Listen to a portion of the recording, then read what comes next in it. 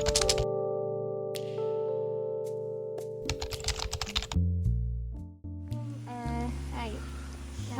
നമസ്കാരം. നിങ്ങൾ അപ്പം ഇവിടെ എന്താണ് നിങ്ങളുടെ ജോലി? ഞങ്ങൾ ചന്ദനം സംരക്ഷകമാണ്. നമ്മൾ ചന്ദനം നമ്മളെ സംരക്ഷിക്കാനാണ് സർക്കാർ നമുക്ക് പൈസ തന്ന് നമ്മൾ എഡ്യൂക്കേറ്റ് ചെയ്തത്.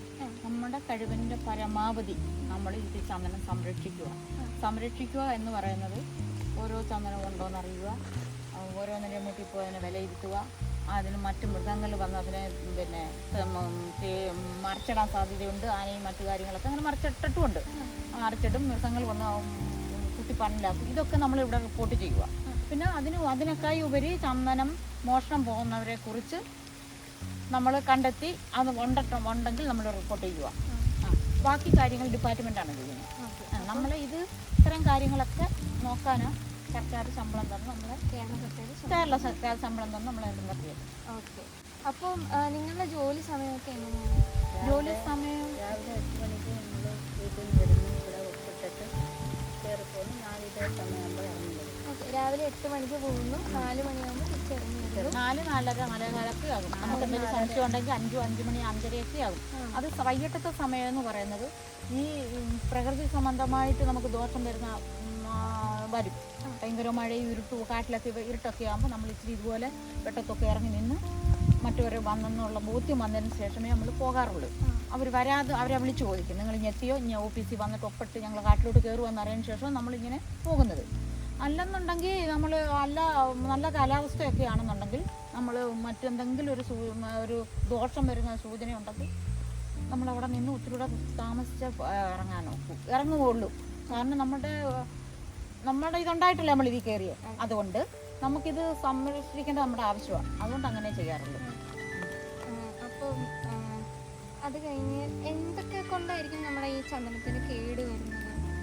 പ്ലാവ് ഉരയ്ക്കും. പ്ലാവ് ഇങ്ങനെ വന്ന് അതിലുരയ്ക്കുന്നതും പിന്നെ ആന മറിച്ചിടുന്നത് ആന വന്ന് കുത്തി മറിച്ചിടുന്നതാണ്. പിന്നെ പ്ലാവ് കേട് വരുന്നത് പ്ലാവ് ഒക്കെ ഉരച്ച് ഓക്കെ.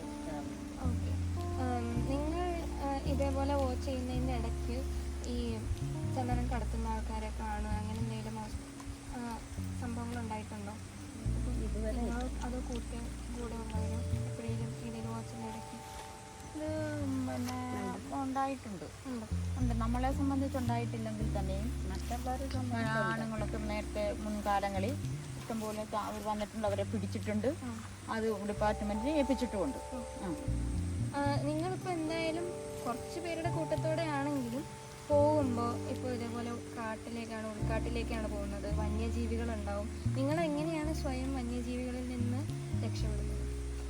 നമ്മൾ വന്യജീവികളിൽ നിന്ന് രക്ഷപ്പെടാൻ ഈ പറഞ്ഞതുപോലെ നമ്മളെ തന്നെ നമ്മൾ സംരക്ഷിക്കുക. ഇപ്പം ഉദ്യോഗസ്ഥരാർക്കും നമ്മളെ സംരക്ഷിക്കാൻ പറ്റും. നമ്മളെ തന്നെ കയറി ചെയ്യുക. ആ കയറി എന്ന് പറഞ്ഞാൽ മൃഗങ്ങളുടെ ശല്യം ഉണ്ടെന്ന് നമുക്ക് ബോധ്യം വന്നാൽ നമ്മൾ ആ ഭാഗം വിട്ടൊഴിഞ്ഞു മാറി നമ്മുടെ ആ ഭാഗങ്ങളിൽ നമ്മുടെ സുരക്ഷ നോക്കി പോയെന്നും പറഞ്ഞ് വനം വിടാനോ ഇത് കണ്ടില്ലെന്നും പറഞ്ഞ് എവിടെയെങ്കിലും ഷെഡിലോ മറ്റൊന്നോ ഒളിച്ചിരിക്കാനോ ഒന്നും പറ്റത്തില്ല. കാരണം എന്ന് പറഞ്ഞാൽ നമ്മുടെ ജോലിയാണ്.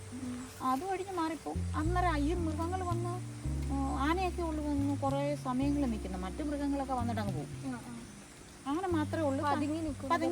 പതുങ്ങി നിന്ന് അവിടെ തീറ്റിയൊക്കെ ഉണ്ടെങ്കിൽ അത് തിന്നും പെറുക്കിയൊക്കെ അവിടെ നിൽക്കും. മറ്റു ജീവികളൊക്കെ വന്ന് നോക്കി അതുങ്ങളുടെ അരയെ തേടി അതുങ്ങൾ അങ്ങ് പോകും. അതുങ്ങൾ നിന്ന് നമ്മളെ വീക്ഷിക്കത്തില്ല. പക്ഷെ ആന നമ്മുടെ മണമോ നമ്മുടെ ഗന്ധം അവർക്ക് മനസ്സിലായെന്നുണ്ടെങ്കിൽ അവരിങ്ങനെ മണം പിടിച്ച് അവിടെ ചുറ്റിപ്പറ്റി നിൽക്കും. അന്നേരം നമ്മൾ അതിൻ്റെ മറുവഴി ഇട്ട് വേറൊരു ഭാഗത്തോട്ട് വനത്തിലോട്ട് കയറും. നമ്മുടെ ഏരിയയിൽ തന്നെ വേറൊരു ഭാഗത്തോട്ട് മാറും. അത് എങ്ങനെയാ മനസ്സിലാവുക?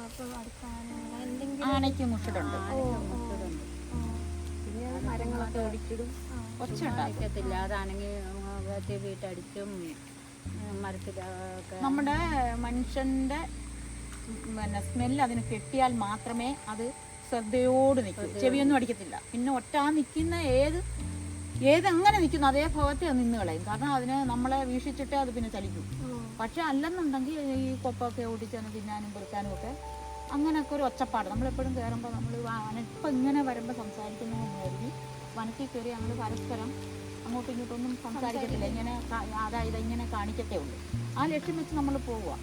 എന്നിട്ട് നമ്മൾ ഒരു ഷെഡുണ്ട്. ഒന്ന് നമ്മൾക്ക് ഭക്ഷണം കഴിക്കാനും ബാഗ് കൊണ്ടുവെക്കാനൊക്കെ. ആ ഷെഡിൽ വന്നിട്ടാണ് നമ്മളിതിനെക്കുറിച്ച് ഷെയർ ചെയ്യുന്നത്. ഇവിടെയൊക്കെ ആന വന്നിട്ടുണ്ട്. ആണോ? ഇവിടെ എല്ലാം ആന വന്നിട്ടുണ്ട്. അവർ ആ വീടിൻ്റെ അടുത്ത് അകത്ത് മരം കയറിയിട്ടുണ്ട്. മുറ്റം വരെയോ? പുലി വന്ന് വീട്ടിനകത്തോണ്ട് പുലി വന്ന് വീട്ടിനകത്തോണ്ട് പട്ടി എടുത്തുകൊണ്ട് പോയി. ആ വീട്ടിൻ്റെ മുറ്റം വരെ ആന കയറി പോയി. അന്ന് സോളാറില്ലായിരുന്നു, അതുകൊണ്ട് ഒറ്റവട്ടത്തിന് ആന മുറ്റത്തുനിന്ന് ആ വീട്ടിലെ പെട്ടെന്ന് കയറി കരകടത്ത്. അപ്പോൾ അവിടെ സോളാർ ഫെൻസിങ് ഉണ്ട്. അത് BSSന്റെ അവരുടെ സ്വന്തമല്ല, BSSന്റെ രൂപീകരിച്ച് നമ്മുടെ ഏരിയയിലെല്ലാം പറമ്പിലും വീടിനും സംരക്ഷണമായിട്ട് എടുക്കുന്നുണ്ട്. അപ്പം ഇത്രയും ഞങ്ങളോട് പങ്കുവെച്ചതിന് നന്ദി അറിയും. Thank you.